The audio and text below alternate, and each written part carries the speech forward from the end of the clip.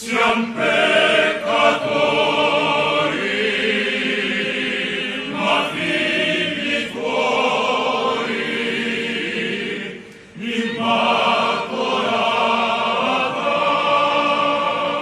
prega per noi. Siam peccatori.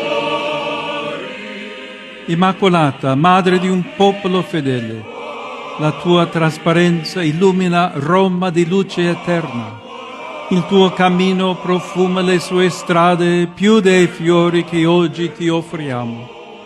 Vi benedica Dio Onnipotente, Padre, Figlio e Spirito Santo. Amen.